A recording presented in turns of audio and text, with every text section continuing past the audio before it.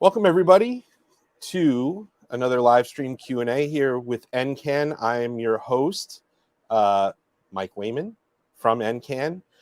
Today we're going to be covering nutrition, net nutrition, and I'm super excited to have somebody who's been a part of our family for many, many years. We've gotten to work with her for a long, long time.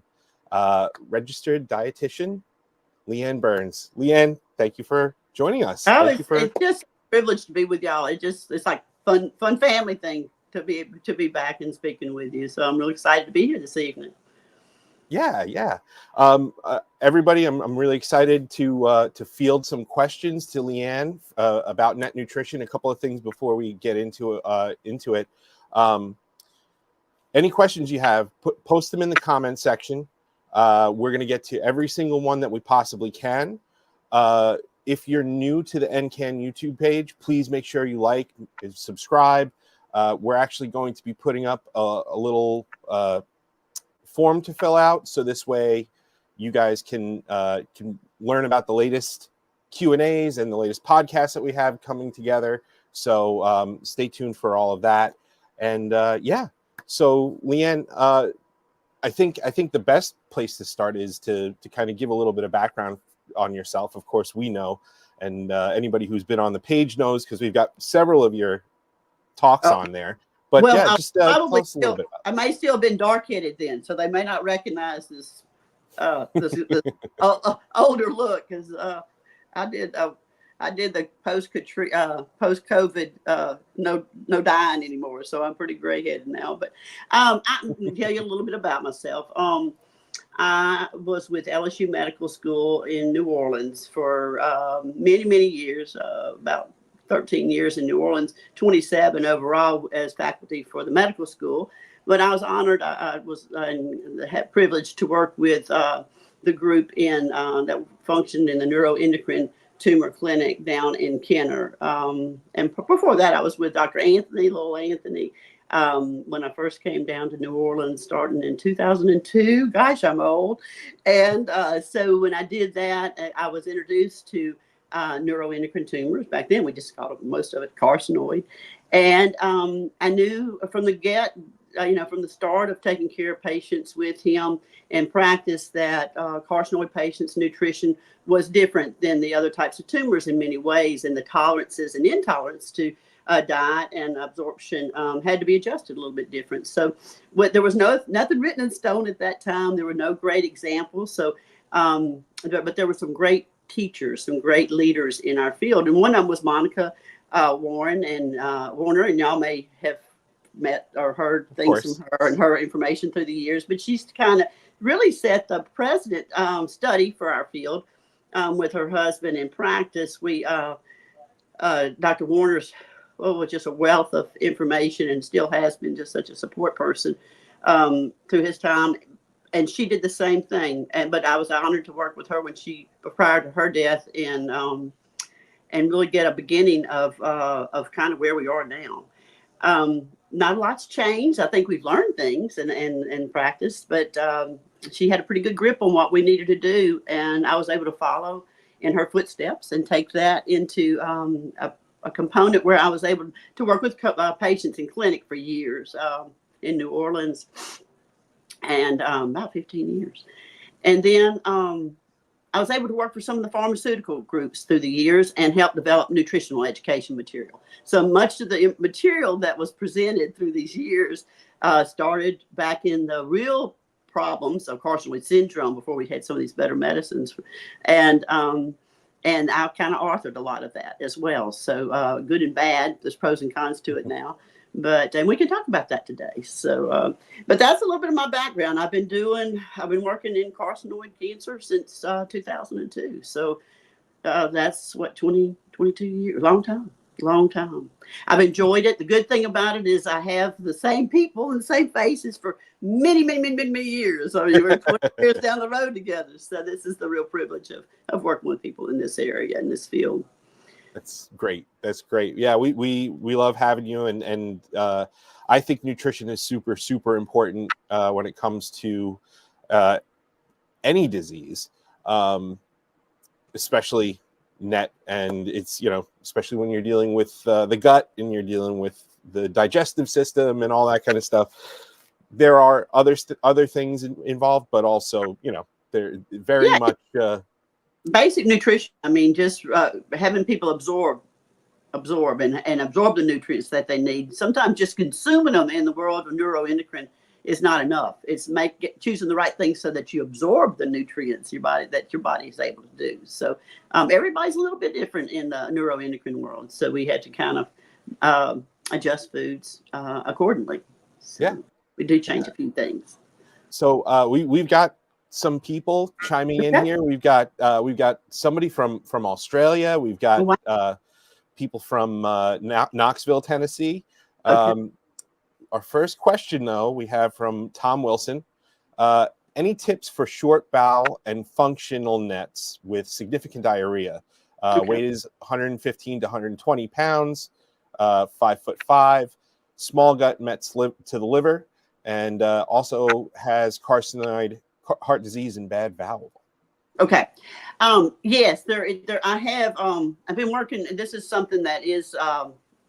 It's a hard problem for a problem that you see a lot of malabsorption. So there's a diet that I worked with, kind of put together years ago, and I call it the rapid transit diet. And Mike, I don't mind sending it to you. And if mine, I authored it. It's mine, and you can post it on the thing later, so people can review it. I don't mind. In an educational world, I can't cut it down to everything you need, but I can do education. So this is education. But I'm going to give you a couple of steps that will help you. And what we use is what we kind of call this, used to be called a dumping syndrome, that we had more gut problems with, but it really is the same thing in this area, where we separate the liquids that you consume from the solids by 30 to 45 minutes, and it makes a lot of difference. You also need to do liquids that are not concentrated in sugar. And some of the high concentrated sugars are going to make things go through your GI tract too fast. It's not going to absorb well, and it'll cause you to have some diarrhea. There are pancreatic enzymes may play a big part in this. So go to your physicians if you're having fatty, foul stools, and ask for some help in adjusting those. Several medicines that we use in malabsorption through the years that have been very helpful and deciding, especially with these short guts, or if you've had your gallbladder taken out as well. Sometimes it's a double, triple whammy. But we try to reduce the amount of fat. We want you to consume fats, but sometimes it needs to be from medium chain triglycerides. That's a coconut oil kind of base, because it absorbs differently than the other types of fat. We want you to go too low in any nutrient. We want a well-balanced nutrient. We want to have leaner meats, because it's usually the fat. Some of the fats are not tolerated well, depending on which medications you're on, and also with these surgeries. So you're going to need more starches, and it doesn't have to be. Sometimes we get caught up in this healthy world, and for carcinoid patients and neuroendocrine patients that have had, especially these bowel surgeries, healthy is what your body absorbs, and that may be that's going to be the things that are usually soluble fibers in the inside of the fruits and vegetables, and not all that tough skin. Those tough skins are hard to digest, and they tend to push through the GI tract and increase the diarrhea. So easy to absorb nutrients. I'm from the South. You can tell by this accent. I live down close to New Orleans, and rice is very easy to absorb, and it also has a great electrolyte. If you boil rice and drink rice water as a fluid replacement, that's helpful. So if you haven't tried something like that, nobody's run that by you, look for how to make rice milk, and that can help you. It's with your fluids. There's a couple. I'm not sure if this person's from Knoxville or from Australia, but there's a couple of supplements that we're using pretty successfully now as well. If you can have access to them. And I hope you're seeing a nutritionist or some. If you're not, we're not easy to find sometimes. But make sure that if you're using things like electrolyte replacements, anybody has the Gatorade type things. I don't want to push it, but that type of thing. make sure you're diluting it. It needs to be mixed 1 part of liquid to about 2 parts of water. The osmolality, these things are just too concentrated for your GI tract, and it just increases more diarrhea. Getting back to the medicines, if you're having a floaty foul stool, talk to your physicians and see if you're having they can check to see if you're having some pancreatic enzyme insufficiency. And if you're having that, they can order enzymes to help you. You can get plant-based enzymes, and some people have had success with these. They don't have as much lipase, and lipase is the enzyme that digests fats. So it's many times it doesn't have the concentration you need in what we use in higher doses of these pancreatic enzymes. They need to be ordered by prescription if you're using the pharmaceutical ones. But they've been very successful in practice and very successful in the treatment of neuroendocrine tumors patients and management of diarrhea. Also, it might be bile salt. Sometimes we have a kind of a sudden urge diarrhea, kind of a yellow tinge you'll see, and it can burn your bottom. And that's usually a bile, B-I-L-E, I'm very Southern, bile salt. And that's because those bile salts are not absorbed before they get to the colon. And this causes a real urgent stool, somewhat uncontrolled. And these are the ones that get you caught off guard. And sometimes when you're not ready and not in the right place. So those are a couple of different types of diarrhea. I think that back in the day, I had a nickname of the Queen of Poop. But in practice, I was pretty good at deciding what type of diarrhea or the biggest cause of your diarrhea just by listening to your story pretty well. And then I would help work with my surgeons and physicians to determine which medicines we thought were best. But there are some options, so you do not have to live with it. I mean, there are things you could do. But diet-wise, we're going to use lean proteins, complex carbohydrates that come from soluble fibers, which is the inside of the fruits and vegetables, and starches. And in this case, the white rice and the white noodles and the white bread is fine. We don't want to get too much so that we increase inflammation in your body, I mean, chronically. But it's more important that you absorb the nutrients. I'm big on potatoes and rice. Those are two really wonderful nutrients. Potatoes get a bad rap. They're really a wonderful nutrient-based vegetable and starch together. Calorie protein dense, it is important. So we can also use some other things like quinoa. Quinoa is a good a grain, and it's usually easy to absorb.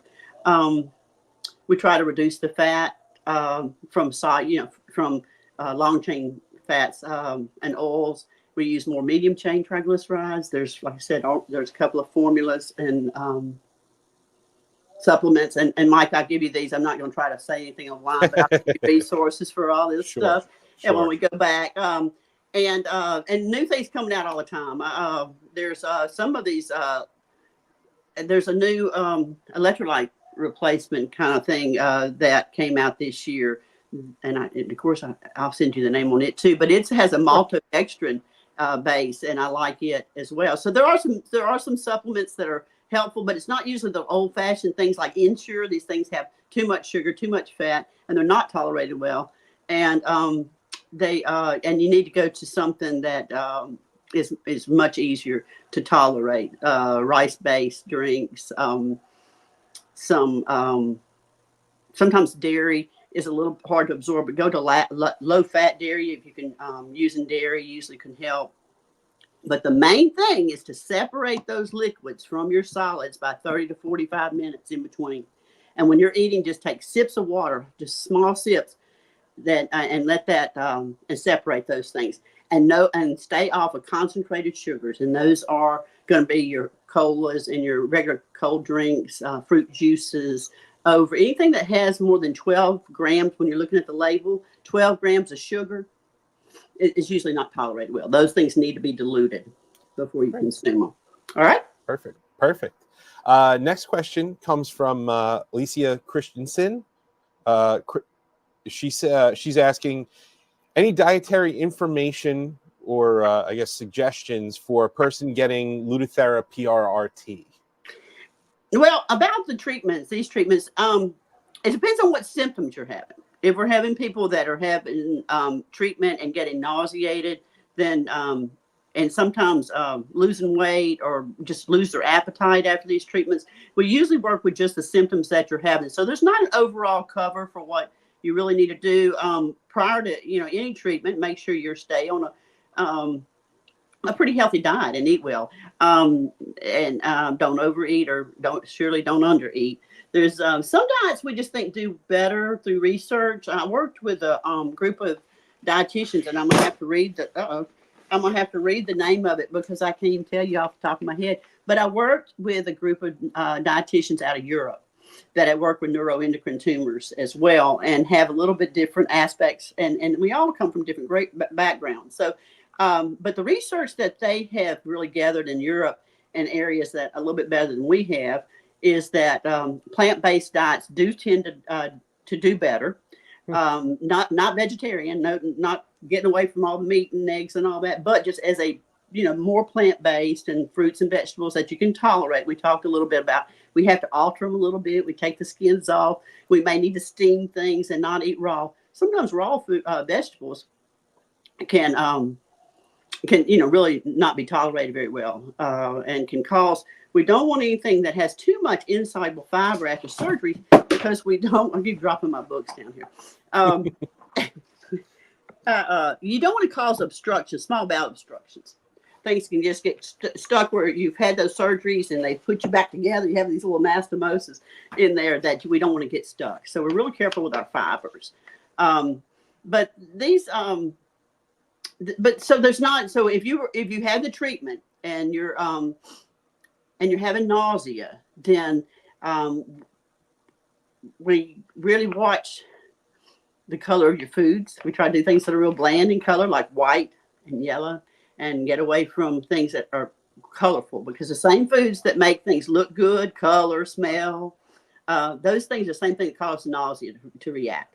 So we usually use like bananas, and even the colas you would pour into, so you can't see the color. You don't want to see a red can or something. You really be careful with colors and more bland.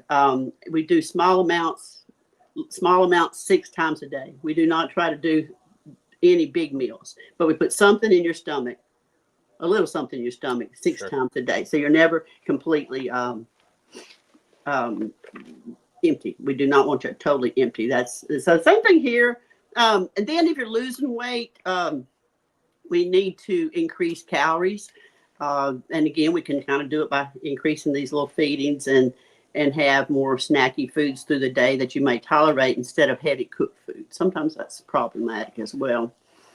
Sometimes, trying to think of some of the other symptoms we've seen through the years. If you sometimes when you mess with the liver, and I know we've got several exciting new treatments and ways to address the liver now, and I haven't had a lot of experience with patients that have done it yet, because I think it's fairly new, and but I watch her feedback on the different support groups, and so anything that people tell me, and as people go through it, the more y'all feedback, it'll help people like me as a dietitian understand how to get these symptoms back under control. But one thing about when you're working with the liver, or you're doing things with liver, you can really aggravate it and when you aggravate it, it really gets to breaking down calories, using up a lot of calories, breaking down protein pretty quick. And you can lose a lot of weight real fast, so 10% of your body weight, especially with surgeries, pretty rapidly. And I had a different type of tumor in my liver, but the same thing, same neuroendocrine surgeon did it. And even myself experienced that. And that you don't have an appetite, and lost 15 pounds in a matter of like 2 weeks. So it can happen. So the most important thing is that you just keep putting something in your mouth every 2 to 3 hours that are easy to tolerate. And we talked about, real, softer foods, lower in fiber, from soluble, skins. Don't think it has to all be the healthiest food. Fried foods are not tolerated very well because they leave your stomach so late, and you don't usually have enough pancreatic enzymes to digest them. So usually baked and broiled foods tend to do better. Separate it. I said have people separate that liquid out, and still make sure you're getting plenty of fluid though. I think that's a problem we see. It's just not getting enough fluid overall, and get behind on your fluids. That will sometimes send you back to the hospital to get IVs. So. Sure.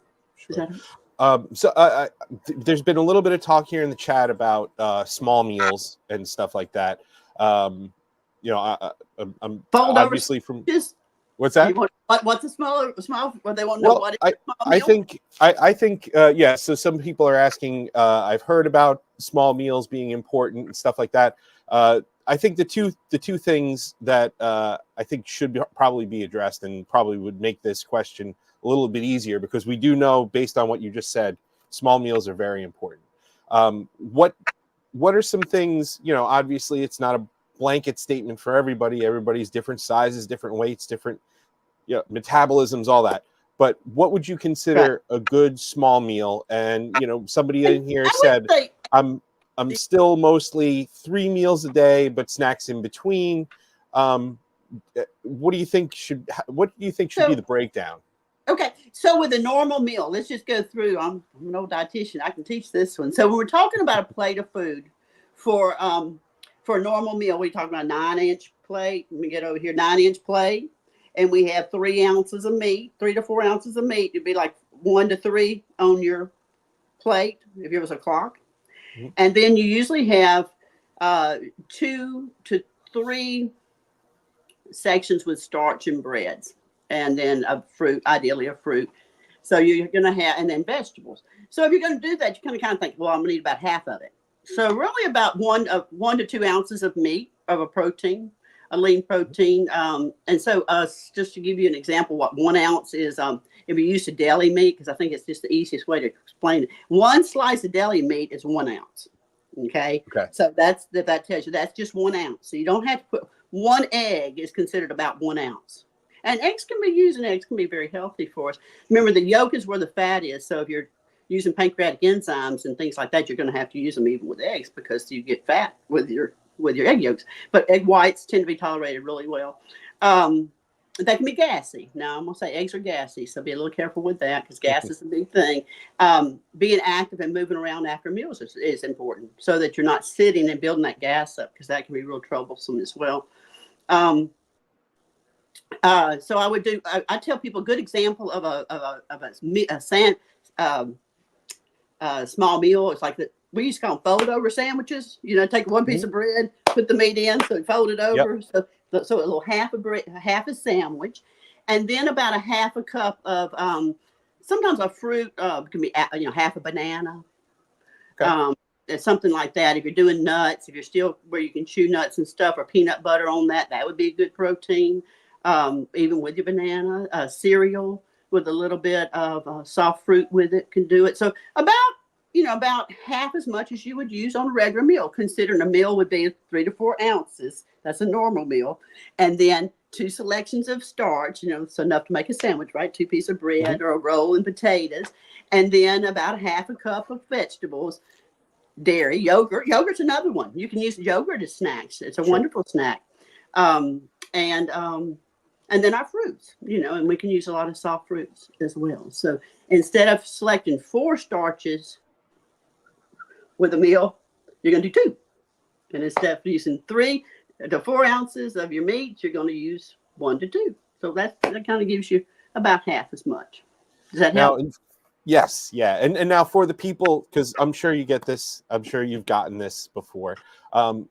For the people that say, oh, I know I should be doing this and stuff. My life is just very busy. I'm on the go. I'm this, I'm that. What do you usually recommend to them to keep track of it? Because it is very important. It is. Is plan ahead. Plan ahead. If you wait till tomorrow, decide what you're going to eat, when you get hungry, you're going to be wrong every time, nearly. And you end up with things that smell good. If you're hungry, fried chicken's going to smell better than baked chicken. You have to, you're not going to smell that. And that's baked chicken would be a better selection for you. So you have to plan ahead. Even though we're busy, take enough time to, even if you don't have to go get it and put it, you have to think ahead in your mind. This is what I'm going to eat for tomorrow for lunch. That organization is going to make all the difference in your lifestyle. Just know where you're going to eat and about what you're going to eat. Try not to make those last minute selections. And some of these can be not too bad. Wraps, making wraps that you can carry with you. Sandwiches, we talked about that already. There are some people that are do fine on lettuce. People don't like iceberg lettuce, but for people that have intolerance, sometimes that may be the best choice for you. I don't push a lot of greens in people after surgery, so I'm a little careful with that. But tuna fish salads that you can, put with crackers. It doesn't have to be complicated meals. You do not have to do sit down and use. If you have good sources of rotisserie chickens, if you have good sources of things like that, use them. Use you get fatigued, but supposed to be cooking. So even we buy things already chopped. Don't try to chop up a bell pepper if you can buy frozen, chops. It's already chopped for you. Go ahead and use those things. It helps save you time and fatigue of doing those things. Let people help you. A lot of times people want to, offer you something. Tell them, well, this is what I eat. If you'd like to bring some, something, potato soup, something that you may like, then let them bring it. But do tell them that, but I'm kind of hard. Don't put much, you have to be honest. These have to be people that are willing to do it your way so that they don't put all the fat in the cooking. But the baked potatoes are easy. You can carry them with you in your purse. Get a microwave, do them, 4 minutes. So that it does not have to be a complicated meal. But you need to plan ahead. And there are a few foods that you're going to get away from home and have to make selections in restaurants, and you're going to have to make selections probably in some of our faster foods. So look for foods that are the less processed. Processed foods have a lot of concerns for dietitians and everybody, because a lot of times these are made out of foods that are have a lot of preservatives and a lot of additives, and sometimes MSG, which we know is problematic for flushing and different things as well. It's just these things are probably we need to use as last resort. Try to do more fresh when we can, but look for things that don't have cream sauces. Use things that are more broth based. If you're going to make a soup selection, use a broth based soup and not a cream based soup. Use instead of using butter sauces, you may have to use just like lemon squeeze. Learn to make some more sauces out of just the fresher vegetable and fruits and things, and not use all the butter sauces and cream sauces. If it says something like that, use individual, a broiled chicken breast. Use the most simple form of a food that you can. If you're going to eat something like a steak, make sure it's very lean.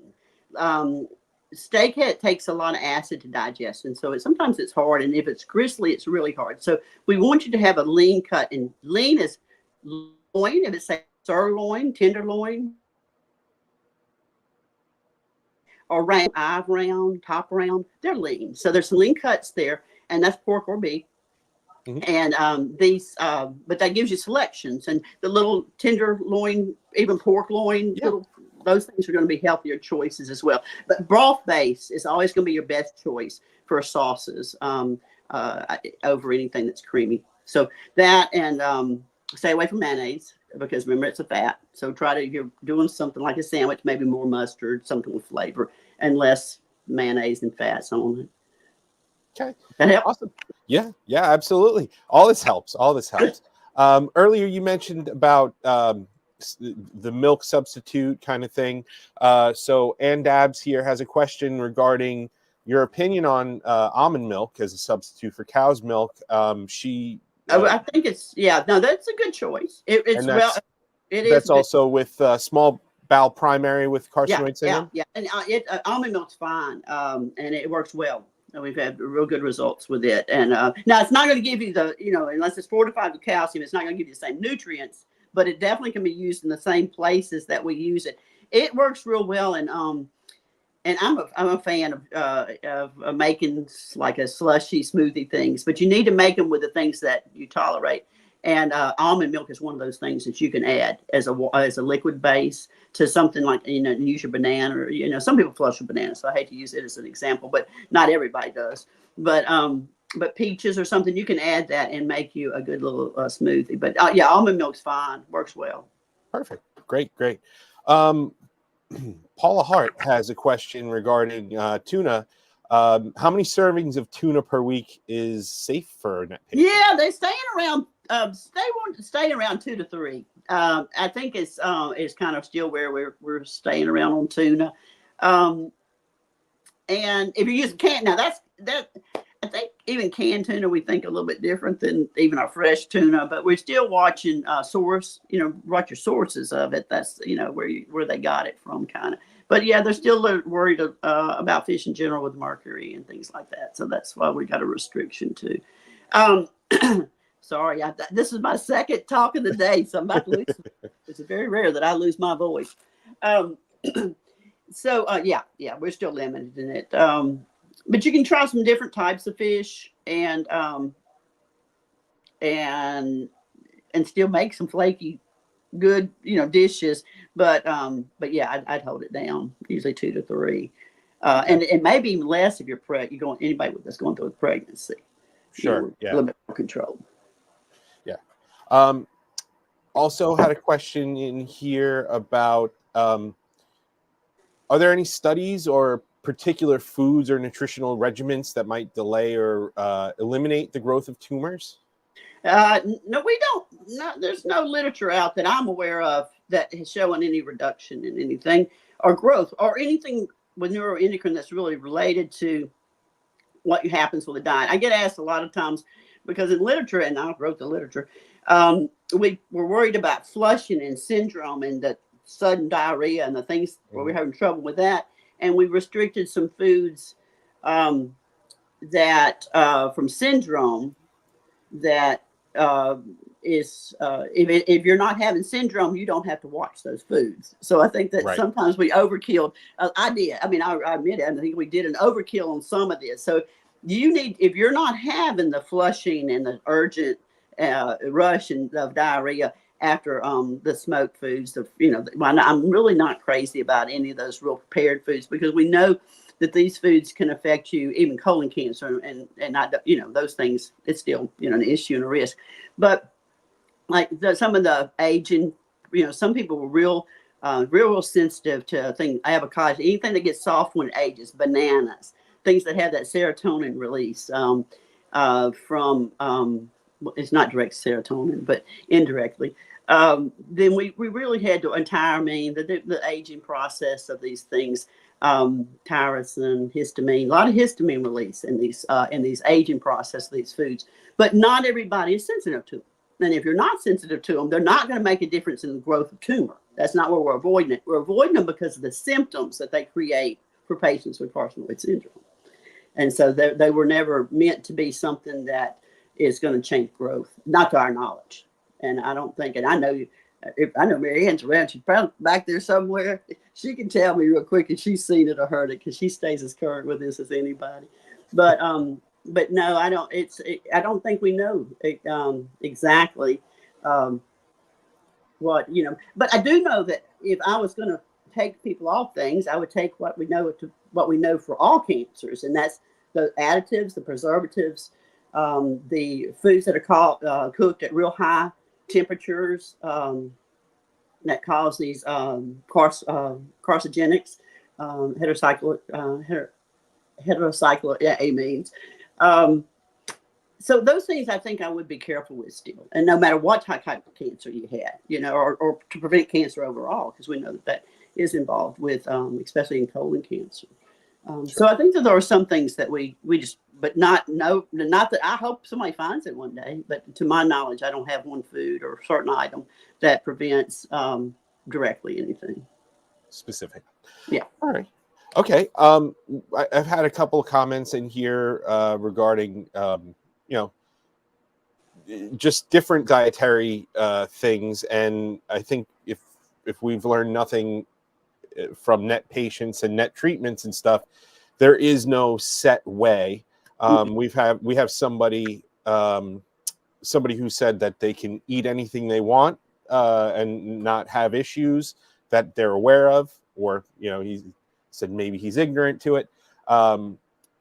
Is there like a specific blanket piece of information that you can give to? We do know this, especially people that are able to absorb and have really good results, is the plant-based diet, is that Mediterranean type diet. The research came out of Italy, researchers out of Italy, 2021, been a while back, several years ago, when I was working on this paper. Now, this paper, I didn't read the thing. I do have, with this paper that I wrote in the guidelines, we do have, it's called, and you can post this too. I think I've already sent it to you once, Michael, but it's called A Dietitian Developed Practical Guidelines for the Dietary Management of Neuroendocrine Neoplasms. So we have written something, and it has how much we should believe that you should have of many nutrients and how much protein, how we figure these when we're working with dietitians and how dietitians do this. So there is some literature here. We have written something up. But what we know from our review is that Italy, some good research coming out of Italy really identified the Mediterranean diet because it's an anti-inflammatory based diet. Remember that inflammatory foods which tend to be sugary foods, real simple, low calorie, well, they're high calorie, low nutrient, we call nutrient free foods.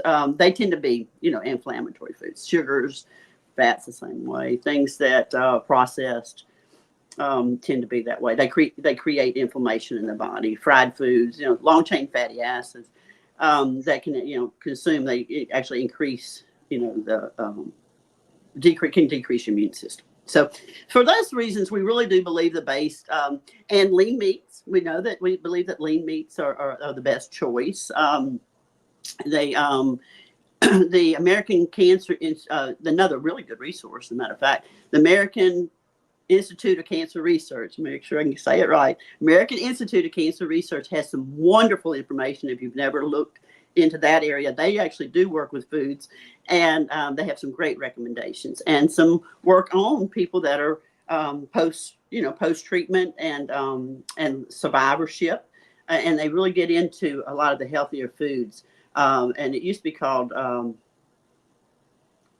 can't remember anymore, something plate, choose best plate. But now it's, anyway, it's a real good one. But our Mediterranean diet, more plant-based. It doesn't have to be raw. A lot of times we really, cooked actually can make you absorb the fat better on things that have a lot of vitamin A in them, a little bit of fat, because they're fat-soluble vitamins in them. So cooking foods doesn't destroy all the nutrients. So they do know that you can cook them down so you can tolerate. Sometimes there's foods that we just forget about, like beets that are good for you. That we just forget to eat. So just use a variety of foods. I say eat from a rainbow. The variety and the phytochemicals and these things, the antioxidants in a variety of foods and fruits and vegetables tend to have those. So I think those are wonderful things to kind of work on. And you mentioned several times the Mediterranean diet. Just a quick overview of what that contains. And so I got the best book. Where's this? I probably dropped it too. Here, for people that really want to get into this really deep, and I've worked on this with a couple of groups that we've done with I do a support group for North California once a month, and but it's called the Genomic Kitchen. But it really breaks down. It's called the Genomic Kitchen, and the author on this is a dietitian, and she really did a good job of studying this. But her name is Amanda Archibald. I can send you that too, Michael. I'll send that so y'all can put on your references. But it is called, and it breaks down really the Mediterranean diet. But a Mediterranean diet uses more plant-based. It's more fruits and vegetables at the bottom, and oils and they use a lot of oils. And but what real interesting about this book is when she went back to where they did the origin of where the people really ate healthier, not what we've made into the Mediterranean diet. But it's really more natural plant-based. We know in this country wheat's hard to absorb. Well, I guess we don't know. I guess we shouldn't say that openly. Okay, no. But we do know by listening to people's input that sometimes wheat products, and not because of gluten necessarily, but just it's a tougher product to tolerate today than it was, once upon a time. Okay, sometimes people just don't tolerate it like they used to in this country, and it can cause inflammation. But if we use so they were able to use some more of that than we even can. But they kind of moved that starch and bread from the bottom of and kind of put more fruits there. vegetables, lean meat. They did more fish than they did. They depends on their location. You know, if they were close to the Mediterranean Sea, you know, they ate more fish. Made sense, Sure. right? Shrimps and different things like that. And then they ate. They had goat milk. You know, they did have milks and dairy, but it wasn't in the high amounts that we consume either. I don't think, but at least two, you know, like twice a day, and cheeses and things like that. But mostly they had very clean food. They cooked their foods at home. These were not processed food, not broken down, and more plant-based. And that, you know, fruits and vegetables, a variety of colors, and that's really where they based theirs. And then they use a lot of olive oil, and they and the omega-3s and the olive oil may very well play a big part in the anti-inflammatory effects. So they didn't consume red wine, but that doesn't have to be consumed. And really with carcinoid, alcohol, it can cause a lot of problems with flushing and different things. And we know so much negative about alcohol now, so I have to be really careful about, you know, how people, but that's between you and your physician. I'm not going to get into that because that's a big one. But we know overall that alcohol, you know, increases cancers of different types, not necessarily neuroendocrine tumors, but we do know with colon cancers and some of the other ones that are very prominent, breast cancers individual. So so that's kind of it. I mean, it's flatbreads instead of, you know, raised breads. Not much meat. They weren't big meat eaters, but a lot of that's economy based. So they did a lot of their own hunting and fishing. So they had game, but it's maybe rabbit. You know, the different. You know, their access to game was different, but their economy is different. So what they consumed was much more home cooked. You know, homegrown maybe. You know, more markets. They bought from markets and things like that where they produced their food was very different than what we were produced. So so more, you know, fresh, and access to that in this country is sometimes problematic, which is unfortunate. Less hands between the grower and the consumer. Right. Much more direct growth and in cooking right there together. Because there you go. Oh no, you were saying? No, I was going to say, you know, even their wheat's very different from our wheat. Even, you know, what they use over there and Europe is very different than what we consume, from what they say. That's what my dietitians that I worked with tell me too. We've got another question in regards to the milk, but I also do think that people who are trying to get protein in their diet, it's important too. But how about soy or pea proteins? Yeah, those are fine too. They are. Both of them are fine. Soy. It can be a little bit gassy. A few people have a little bit more trouble tolerating soy, but it's a fine product. It has a lot of phytoestrogen for some people some people are concerned with. If women have breast cancer, sometimes a soy milk needs to be considered with your physician. It's an animal. It's a vegetable source of a weak estrogen. Okay, phytoestrogen. So if you have breast cancer or you're high risk, using soy milk probably, and you're using high amounts, just talk to your physician about it. See what they think. They'll tell you what they think, and it's across the board. I've worked with a lot of them, and it's kind of across the board. Many of us believe that it competes for the same cell site as the estrogen, so it actually reduces the estrogen receptin, the actual estrogen receptin. Some you know, but there's a lot of, you know, risk involved in any of these estrogen products. So but being that said, just if that's not your problem, then don't worry about it. Go ahead and consume it. Okay. I got another thing here about diarrhea control.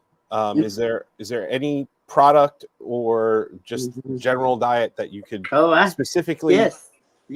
That's what the diet that I told you I'm gonna send to you so you can post, Michael. Yep. And it is based on, there's a lot of things we do with diarrhea. Then there's a diarrhea diet. It's and you can, every dietitian has one. We used to use back in the day when you were young or had children, you may remember the old brat diet, which was the first diarrhea diet on the, that we even considered. And it was banana, rice, applesauce, and toast.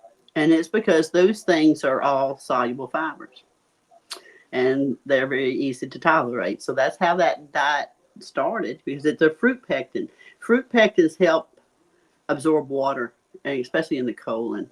And so that, yes, there are diarrhea diets. But again, let's go back to what I said before. Separate the liquid from the solid by 30 to 45 minutes. That's for everybody. Okay, that helps with the diarrhea tremendously. Do not drink sugary drinks. Cut back on the fat. Use lean meats. Use less, stay away from sugary fried foods. Probably are not tolerated, especially if you're having diarrhea. Use the medications that are your physician's giving you. There's several, and they act different ways. So depending on what your cause of your diarrhea is, if it's just short bowel, then something that decreases the transit time or the peristalsis can be used, and it doesn't, those are over the counter. You can take, and the doctor will tell you how many a day you can have, or the nurse. So check with them on that. But those we use those, but you need to take them sometimes before you eat to kind of get ahead of you don't wait till it happens. We kind of do it ahead of time so that you can kind of ward off it. If it's from a bile salt, we talked about that, by bile, if it's a bile salt diarrhea, you're probably going to need a cholestyramine or that type of product that is a bile binder, binder. It's a bile binder, and you need a bile binder if you're having bile salt diarrhea. It's hard to stop it. I have it. I had my gallbladder taken out and had some issues, and I have kind of a leak. So if I go too long without eating, kind of leaks, and then when I finally eat, it pushes everything through too fast, and I'll have this bile salt diarrhea. It happens a lot when I travel, and that's why I won't go cross country to work, hardly to speak anymore. That's why this is easy, because I have malabsorption. I live with malabsorption, but mine's from a different cause. But I understand it, and I understand how people have problems with it.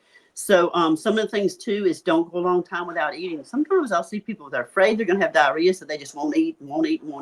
Well, that's the worst thing you can do. You need to eat small, like baked potatoes, and make oatmeal. We do grits down here, rice, things that will kind of stay with you, and put something in your stomach.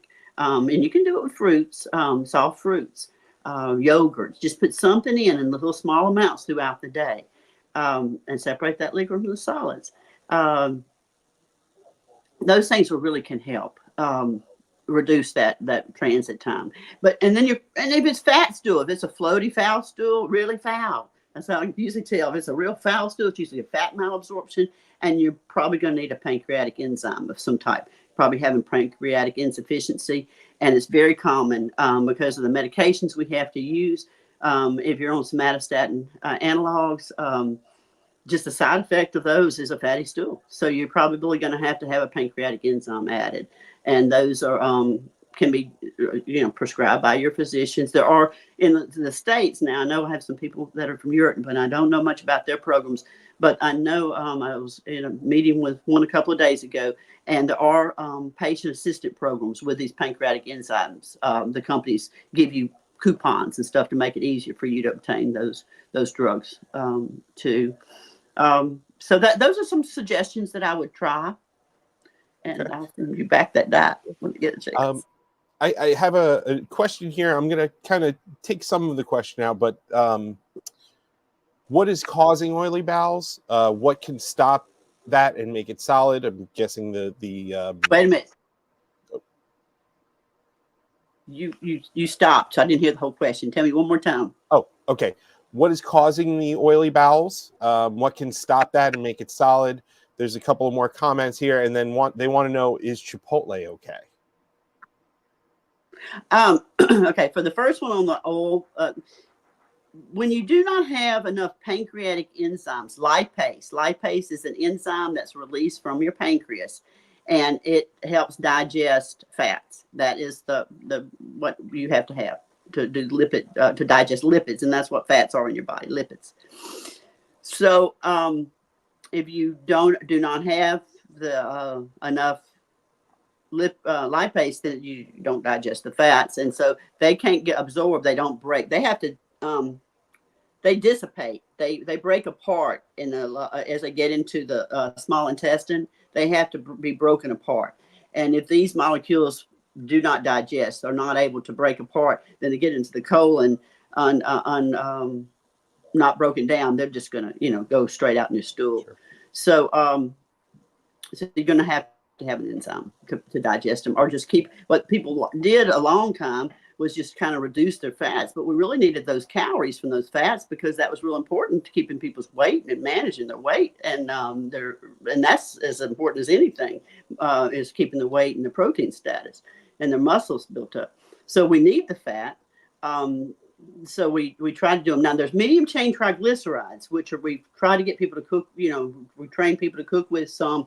And these are coconut oil, or pure coconut oil. It's one of them. Back in the day, you couldn't find it. It was hard to get it, but it became a fad several years ago. So it became easier to find medium chain triglycerides. But you can medium chain triglycerides. They absorb differently in your body. They have a different absorption, and they can help with absorption and get you off of the regular oils and back into something that can help you. Because we really want you to get the calories if we can. Now, avocados tend to have their own lipase. They naturally have their own lipase. So there's some, even though avocados are very fatty, because they're a fatty vegetable, and the serving size is the size of my finger. So not a half of one, but slivers at a time. You can absorb them because they do make some of their own lipase. So some of those you might tolerate. But it's called fat malabsorption. And I tell you the other enzyme, it's similar to people that are lactose intolerant. You hear about people can't drink milk because they are lactose intolerant. It's because they don't produce the lactate, what they need, to digest lactose. Okay, that's another example of a malabsorption. And we see that as well because these medicines their job is to block the action of what these tumors are doing. So, but in blocking that, it blocks some of the other things it does, and releasing some of these enzymes is part of it. So we see sometimes that become very common to have what we call pancreatic insufficiency. Okay. And chipotle. Chipotle, and some people, hot things make them flush. So if you're having symptoms of flushing and things like that, it may aggravate you, but if you don't, I don't think it's not going to harm you. It's not going to be harmful. It just may be the tolerance may not be good, and it could cause diarrhea. We see spicy foods cause diarrhea across the board. Usually cayenne, it's hard to tolerate. Okay. I have a question here. Any vitamin or food recommendations for carcinoid with severe dry, itchy skin?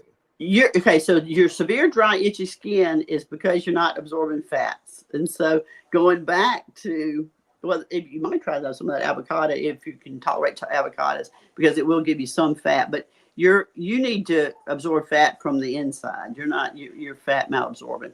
So talk to your physician or your nurse prac or whoever's taking care of you, and maybe try some of these pancreatic enzymes, especially if you're having these fatty stools, or you've really reduced your fat to keep from having these symptoms. But it's the fat, the same things that we want you to, that you may have in trouble. Those are usually things that will help get the, so do try the coconut oil, the medium chain triglycerides, things that can lubricate from the inside. Okay, that too. But in plenty of water, making sure you're staying hydrated. Hydration is a big part of that, and it's easy to, especially if you're losing weight or if you're not eating enough calories in a day. Then glucose stores as glycogen in your cells. So if you're not eating and your body has to get the glycogen for an energy source, the stored energy to keep you maintained, then guess what? It holds water with the glycogen. So as soon as it has to take the glycogen, you lose the water.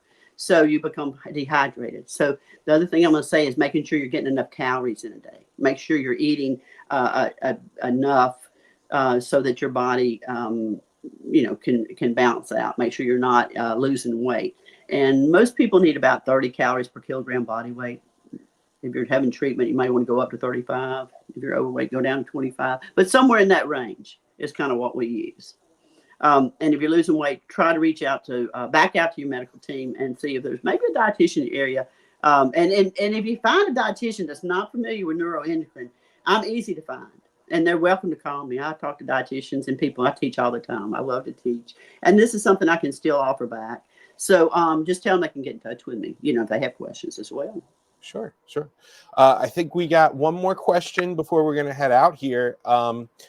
Over-the-counter papaya enzymes. Do you ever recommend them? Yeah. That's the one that tends to work.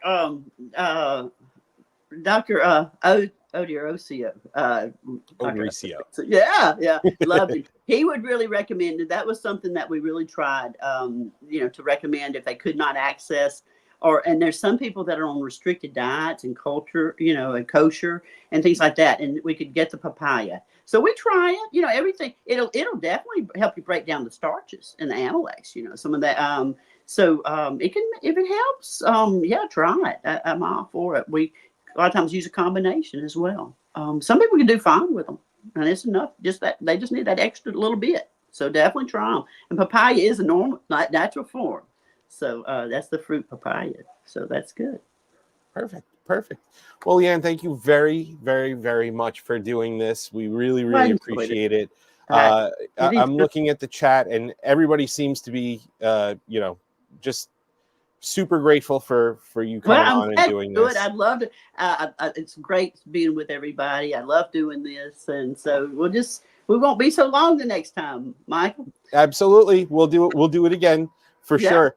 Everybody watching, please subscribe to the NCAN YouTube page. It helps a lot. We'll be doing a lot of these a lot more frequently. Our next one's going to be in November.